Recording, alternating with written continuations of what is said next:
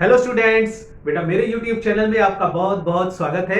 आज बेटा हम लोग स्टार्ट करते हैं पैराबोला।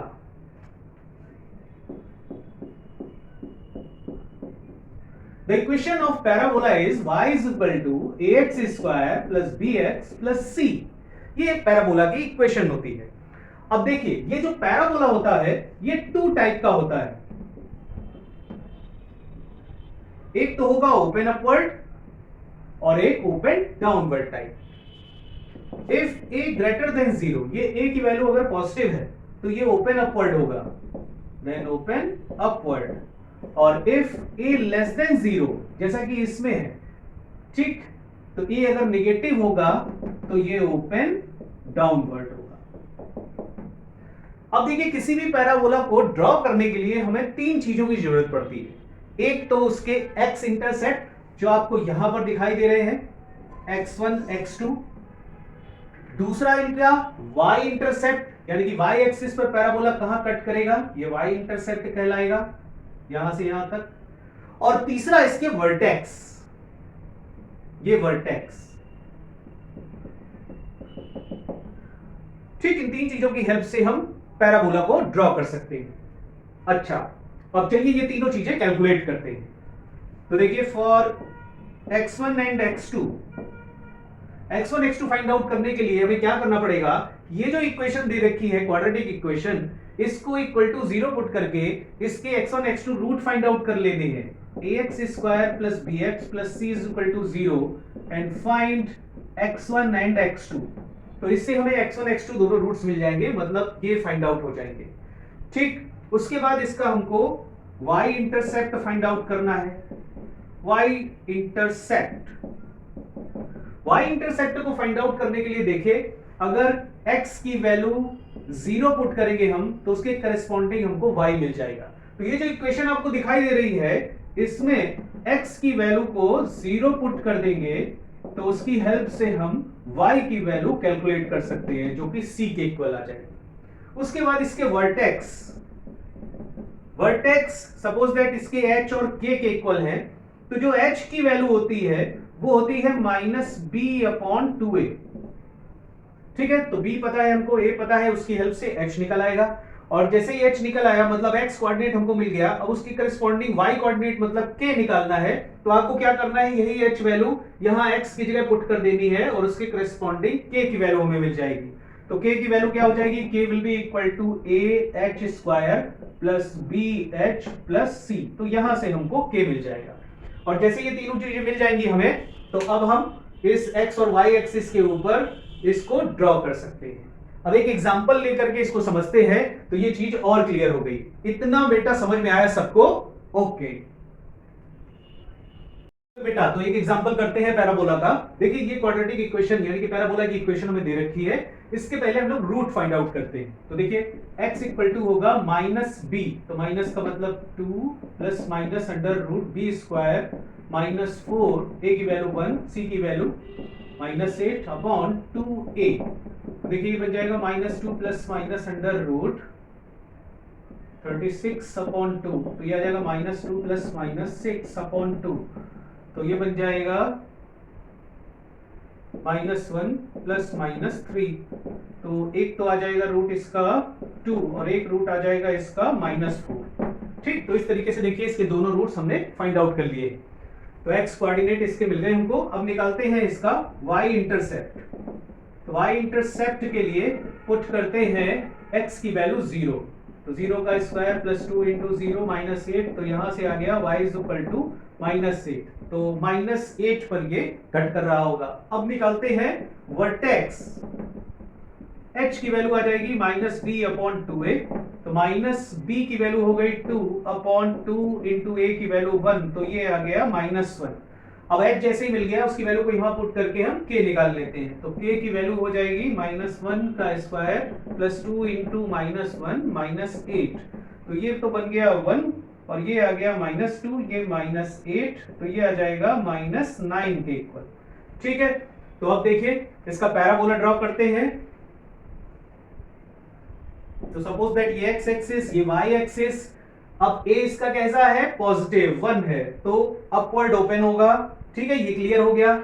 एक्स कोऑर्डिनेट इसके आ गए हमारे पास 2 और -4, तो 2 मतलब सपोज कर लेते हैं यहां पर है ये +2 और -4 यहां कहीं पर है, ठीक है। तो मतलब ये कोऑर्डिनेट हो गए -4 0 और ये +2 0, ठीक है। इन दोनों पॉइंट से पैराबोला होकर के जाएगा। y एक्सिस पर कहां कट कर रहा है? -8 पर, -8 यहां कहीं होगा, ठीक। और इसके वर्टेक्स के कोऑर्डिनेट हो जाएंगे h -1 और k -9, तो -1 -9, तो ये यहां कहीं आएगा इसका वर्टेक्स, ठीक। तो अब जैसे इसको ड्रॉ करेंगे, अपवर्ड ओपन करना है, तो ये यहां से देखिए होता हुआ आएगा पैराबोला और यहां पर इसका वर्टेक्स बनेगा, फिर यहां से होता हुआ, फिर यहां से होता हुआ ये यूं निकल जाएगा।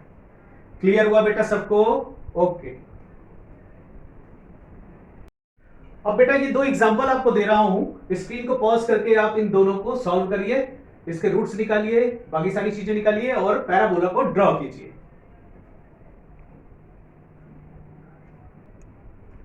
ओके बेटा आगे बढ़ते हैं। अब देखिए एक पैराबोला कुछ इस टाइप का भी होता है, y proportional to x square, मतलब केवल ax स्क्वायर वाला टर्म होगा, bx और c वाले टर्म नहीं होंगे। तो y proportional to x square अगर इस टाइप की इक्वेशन है, तो इसका जो पैराबोला बनेगा वो बनेगा ओरिजिन से जाता हुआ, इसका जो वर्टेक्स होगा वो ओरिजिन पर होगा, तो ओरिजिन से जाएगा, तो अगर ये पॉजिटिव है तो इस तरीके से बनेगा ओपन अपवर्ड, और अगर यही y proportional to -x square है तो इसका ग्राफ बनेगा ओपन डाउनवर्ड, ठीक। इसी में अगर x और y को अगर हम इंटरचेंज कर देते हैं, means x proportional to y square, इस टाइप की इक्वेशन होगी, ये x एक्सिस ये y एक्सिस, तो यही पैराबोला ऐसे बनेगा, और ये x proportional to -y square है, तो यही पैराबोला इस साइड बनेगा, ये x एक्सिस ये y एक्सिस, ठीक है। ऐसे भी समझ लीजिए कि जैसे मान लीजिए y proportional to x square है इसमें, तो x पॉजिटिव हो चाहे नेगेटिव हो, y की वैल्यू पॉजिटिव मिलेगी, x पॉजिटिव चाहे नेगेटिव, y की वैल्यू पॉजिटिव मिलेगी आपको, ठीक है। तो ओपन अपवर्ड होगा। इसी तरीके से y proportional to -x square है, तो x पॉजिटिव हो चाहे नेगेटिव हो, y की वैल्यू नेगेटिव ही मिलेगी, x पॉजिटिव हो चाहे नेगेटिव हो, y की वैल्यू नेगेटिव ही मिलेगी, तो कॉनकेव डाउनवर्ड ओपन होगा। x proportional to y square, ठीक है, तो y पॉजिटिव हो चाहे नेगेटिव, x पॉजिटिव होगा, y पॉजिटिव चाहे नेगेटिव, x पॉजिटिव होगा, इस तरफ बनेगा पैराबोला। इधर x proportional to -y square, तो y की वैल्यू पॉजिटिव हो चाहे नेगेटिव हो, x की वैल्यू नेगेटिव ही होगी, y पॉजिटिव हो चाहे नेगेटिव हो, x की वैल्यू नेगेटिव ही रहेगी, ठीक। ये क्लियर हुआ बेटा सबको? ओके ओके बेटा आगे बढ़ते हैं। अब मैं आपको पढ़ाऊंगा हाइपरबोला, तो चलिए स्टार्ट करते हैं hyperbola. The equation of hyperbola is xy is equal to c, where c is constant. So we get from this y proportional to 1 by x, inversely proportional to x, ये relation मिल रहा है। तो इसका मतलब जैसे जैसे x इंक्रीज करेंगे वैसे वैसे y डिक्रीज करेगा, तो ग्राफ कुछ इस टाइप का मिलेगा, और ऐसे ही ग्राफ इधर भी मिलेगा। क्लियर बेटा? If y proportional to -1 by x, अगर यही नेगेटिव है, then graph will be like this.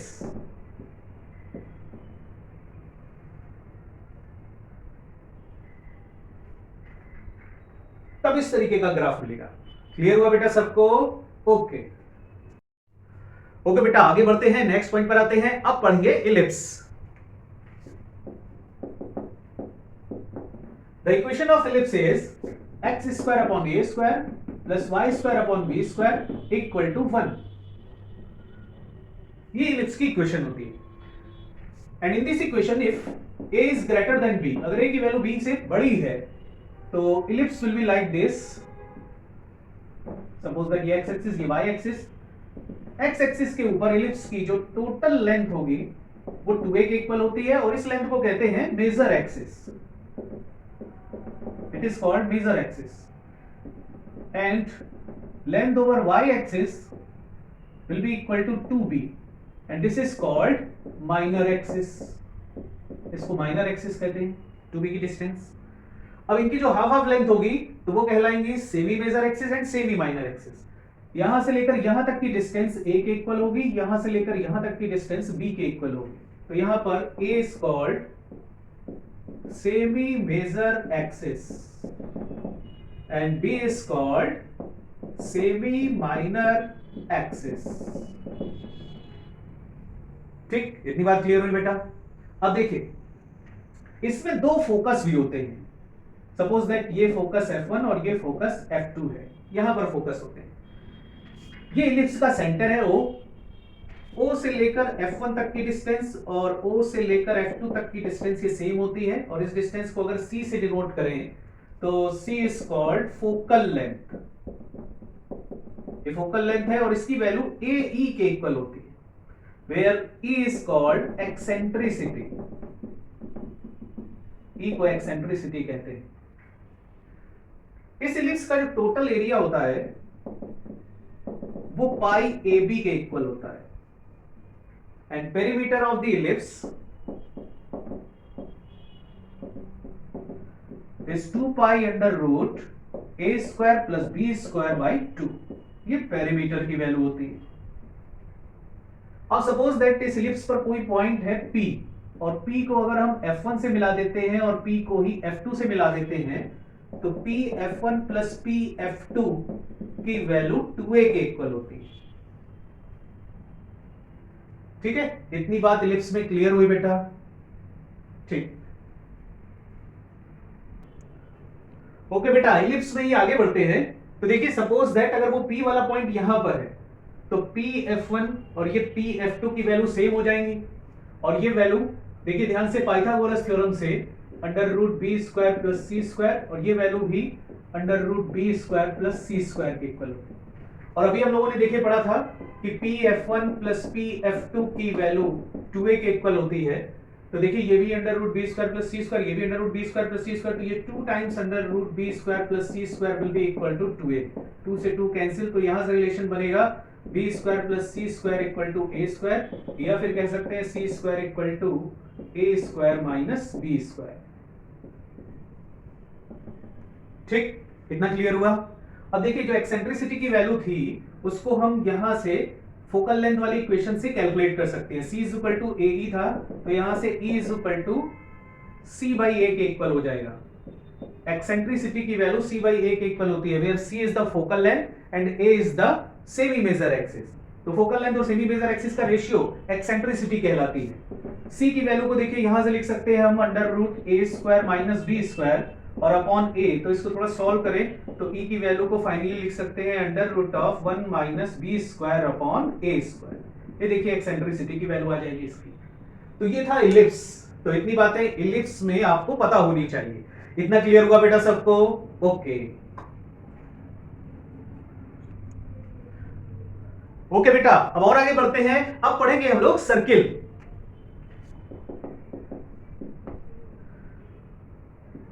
तो देखिए अगर सर्किल का सेंटर ओरिजिन पर है तो इसकी इक्वेशन होती है x square plus y square equal to r square, where r is the radius of the circle. और अगर इसी सर्किल का सेंटर ओरिजिन पर ना होकर के कहीं और है, जैसे सपोज दैट यहां पर है, ये एक्स एक्सिस ये वाई एक्सिस और इसके सेंटर के कोऑर्डिनेट है x1 y1, तो इस सर्किल की इक्वेशन बनेगी x माइनस x1 का square plus y minus y1 का square equal to r square. तब ये सर्किल की इक्वेशन होगी। इतना क्लियर हुआ बेटा सबको? ओके ओके बेटा, आगे बढ़ते हैं। अब हम लोग पढ़ेंगे साइन थीटा, कॉस थीटा और टेन थीटा का कर्व कैसे बनता है। तो चलिए आ जाते हैं curve of sine theta, cos theta and tan theta.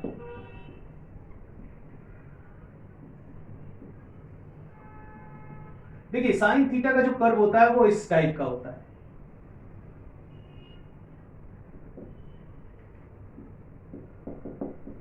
ये साइन थीटा की वैल्यू है और इधर थीटा एंगल है। तो देखिए जब थीटा की वैल्यू 90 डिग्री होती है, theta equal to pi by 2, तो साइन 90 की वैल्यू मैक्सिमम होती है और ये +1 के इक्वल होती है। उसके बाद जब थीटा की वैल्यू पाई के इक्वल होती है तो साइन थीटा की वैल्यू 0 होती है, 0 हो जाता है ग्राफ। फिर उसके बाद जब थीटा की वैल्यू 3 पाई बाई 2 के इक्वल होती है तो ये फिर से मैक्सिमम होगा, लेकिन नेगेटिव में, -1 इसकी मैक्सिमम वैल्यू होगी, नेगेटिव में मैक्सिमम। फिर उसके बाद जब यहां पर पहुंचेगा तो थीटा की वैल्यू हो जाएगी 2 पाई, तो 2 पाई पर फिर वैल्यू 0 हो जाती है। ठीक, 2 पाई के बाद फिर पाई बाई 2 और जाएगा तो थीटा की वैल्यू बन जाएगी 5 पाई बाई 2, 5 पाई बाई 2 पर फिर से मैक्सिमम होगा और फिर से ये +1 के इक्वल हो जाएगा। ठीक है, इस तरीके से थीटा की वैल्यू चेंज होने पर साइन थीटा की वैल्यू चेंज होती है। उसके बाद आते हैं कॉस थीटा के ग्राफ पर। तो कॉस थीटा और साइन थीटा में जस्ट अपोजिट रिलेशन होता है। जब साइन थीटा की वैल्यू मैक्सिमम होती है तो कॉस थीटा की वैल्यू 0 होती है, यानी मिनिमम होती है, और जब साइन थीटा की वैल्यू मिनिमम होगी तब कॉस थीटा की वैल्यू मैक्सिमम होगी। ठीक है, इस टाइप से इसमें चलता है। तो देखिए इसका अगर हम डायग्राम बनाते हैं तो आपको कुछ इस टाइप का डायग्राम इसमें मिलेगा कॉस थीटा का। ठीक है, जब कॉस थीटा की वैल्यू मैक्सिमम होगी तो साइन थीटा मिनिमम, मतलब ये ग्राफ यहां से स्टार्ट होगा, यहां से स्टार्ट होगा, और जब ये मैक्सिमम तो ये 0, मतलब यहां पर ये 0 होगा। ठीक, फिर उसके बाद ये यूं जाएगा और फिर उसके बाद ये यूं आएगा। ठीक, फिर ये यहां से यूं जाएगा। समझ आ रहा है? जब साइन थीटा की वैल्यू मैक्सिमम तो कॉस थीटा की वैल्यू मिनिमम, और जब साइन थीटा की वैल्यू मिनिमम तब कॉस थीटा की वैल्यू मैक्सिमम। ठीक है, क्लियर बेटा? तो ये होता है कॉस थीटा का ग्राफ। टेन थीटा के ग्राफ में देखो, टेन थीटा का अगर हम ग्राफ बनाए, सपोज दैट यहां पर थीटा की वैल्यू 0 है, यहां पर थीटा की वैल्यू है पाई बाई 2 और यहां पर है माइनस पाई बाई 2। तो टेन 0 की वैल्यू 0 होती है, यानी कि टेन 0 पर ग्राफ यहां पर होगा, और टेन 90 की वैल्यू इनफाइनाइट तो ग्राफ इंफिनिटी की तरफ जाएगा, मतलब ये ग्राफ जाएगा ऐसे, और इसी तरीके से टेन माइनस 90 तो माइनस इंफिनिटी की तरफ जाएगा। तो इस टाइप का जो ग्राफ होगा वो टेन थीटा का ग्राफ होगा। ये तीनों ग्राफ क्लियर हुए बेटा सबको? ओके।